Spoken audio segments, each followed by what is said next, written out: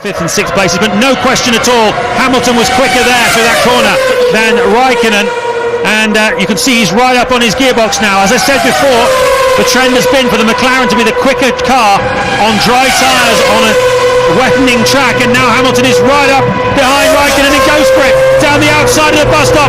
Raikkonen's not giving anything away. They almost touch, they do touch. Hamilton will have to give the corner back. They're side by side. He'll have to have a go at him with that source. Okay, now Raikkonen's back in front, and Hamilton's going to attack him. He goes on the inside.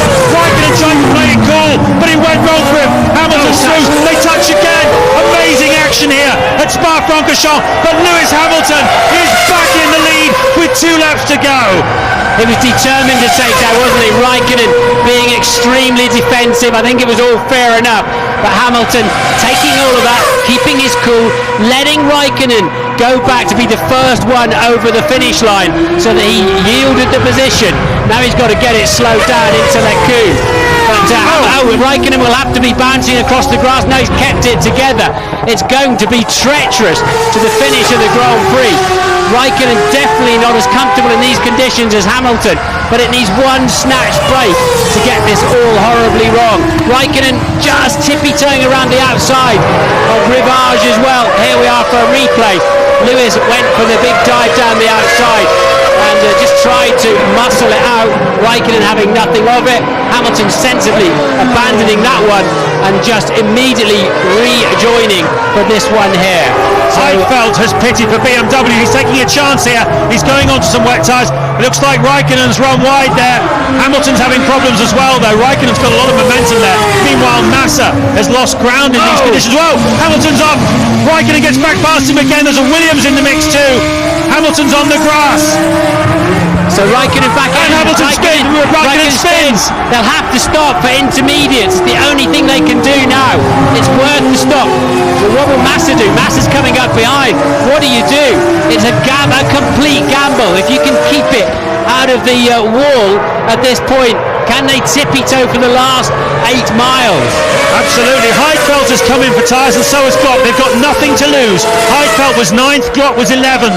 They were 60 seconds behind the race leader, but well, in these conditions anything could happen as Hamilton again struggles to keep it on the road. Terrible decision to make. Oh, Raikkonen's going to hit the wall. He's going to hit the wall. He has hit the wall. That's Raikkonen, just like at Silverstone. Remember there, he was spinning like a top, and he's in the wall and out of this Grand Prix, having led it for most of the race, and Hamilton can take it easy now. Surely Hamilton will pit for intermediates. No, he doesn't, and nor does Massa. That's the most important thing from Hamilton's point of view. Massa doesn't pit either. No, sorry, 1 lap to go. So still 1 more to go. 4.3 miles. And the McLaren team are getting well and truly into this. Is anybody having a go here? Vettel looks like he's quite quick. He's 6th at the moment, like he's lining up his teammate Bourdais. They're 12 seconds behind Alonso. Now, these painted white lines are lethal. Hamilton's having such problem just keeping the car going. This is the most dramatic end to a Grand Prix for years. So gently, just squeeze it on. And where's Massa? He'll be even struggling more, I think, in the background.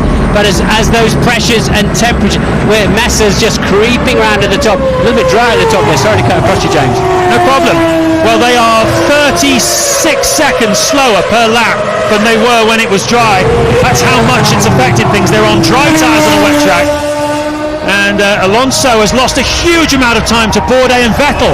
Behind Lewis Hamilton on the racetrack, Alonso in the Renault's in trouble.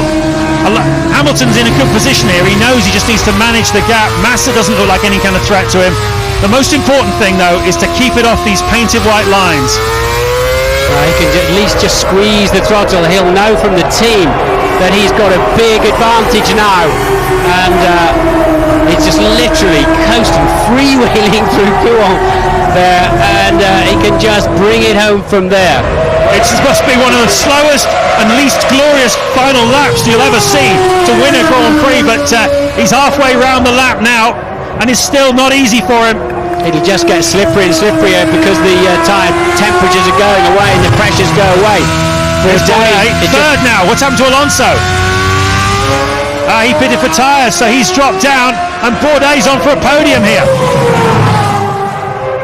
Yeah, I thought there was 2 laps to go because there was 1 lap to go. So The call is, do you think you can get around? Yellow flags waving, that'll be for Raikkonen's Ferrari in the wall.